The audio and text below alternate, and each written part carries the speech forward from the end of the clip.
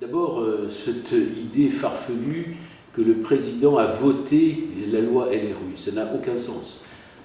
Les parlementaires votent la loi LRU, et ce n'est pas au président d'université de voter la loi LRU, et qui plus est, il y a, s'agissant éventuellement de la position de la conférence des présidents d'université, la conférence des présidents d'université est une instance qui rassemble 86 présidents d'université et une vingtaine de directeurs de grandes écoles.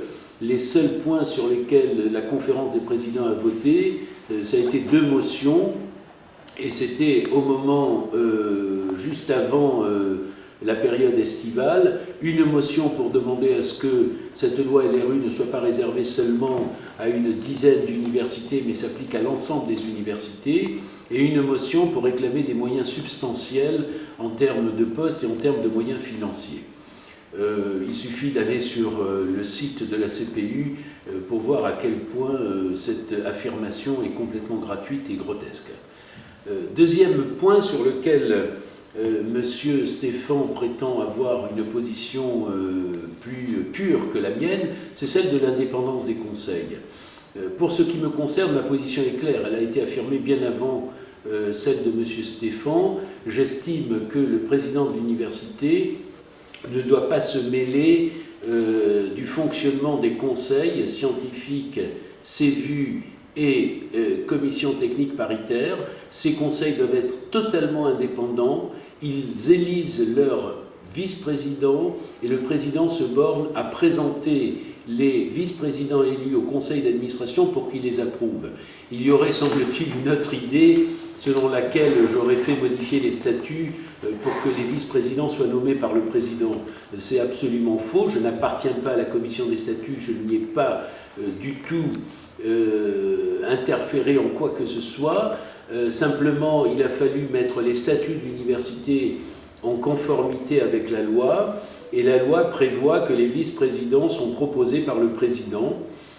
Moi, je me bornerai simplement à présenter au conseil d'administration les vice-présidents qui ont été élus. Et je crois que c'est même une mesure de bon sens et de bonne gouvernance que de laisser les conseils scientifiques et conseils des études et de la vie universitaire totalement indépendants et faire émerger des projets, faire émerger des stratégies, faire émerger des propositions. C'est de leur indépendance que sera assurée en quelque sorte une gouvernance efficace de notre université. Et un président n'a pas à se mêler, à rentrer dans des considérations qui vont le soumettre à des pressions considérables, soit pour des nominations, soit pour des promotions. Je n'interviendrai ni dans les propositions de nomination, ni dans les promotions. Il appartient au Conseil de se déterminer de manière totalement autonome et indépendante. Il y a également un aspect concernant le PRES, le PARES, le pôle azuréen de recherche et d'enseignement supérieur. Ce PARES que défend M. Stéphan existe déjà.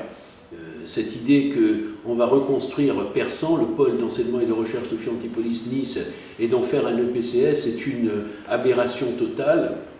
Je doute que la DGES suive et donne des moyens à quelque chose qui n'a pas de sens. L'EPCS, l'établissement public de coopération scientifique, n'a de sens que dans l'unification d'universités séparées, parce qu'elle se traduit par des organes de gouvernance qui auront à se constituer de manière autonome par rapport à des entités que sont des établissements publics administratifs, que sont des universités. Le PCS ne convient pas parce qu'il y a l'INSERM, le CNRS, l'INRA, l'INRIA, et je ne vois pas comment un organe de gouvernance de type PCS peut décider contre ces organismes ou dans une politique particulière et des emplois et des affectations des postes et des dotations budgétaires. En revanche, le groupement européen de coopération territoriale que je propose dans le cadre du PRES euro-méditerranéen me paraît tout à fait adéquat à ce projet ambitieux, et je vous suggère d'aller sur le site de l'université pour écouter les 6 présidents d'université qui ont signé vendredi dernier le PRES euro-méditerranéen pour savoir à quel point ce PRES nous donnera les moyens d'agir de manière extrêmement efficace et d'une envergure que l'on ne soupçonne pas pour obtenir des crédits, pour créer de nouvelles entités, pour dynamiser l'université de Nice Sophia Antipolis.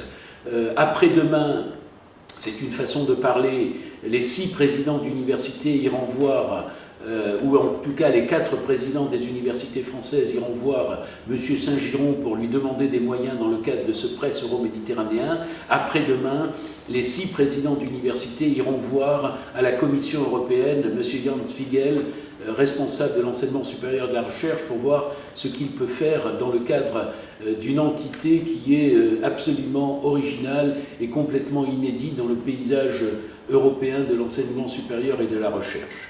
Il y a enfin cette contre-vérité absolue sur un président qui fait des promesses par rapport à un bilan qui serait désastreux.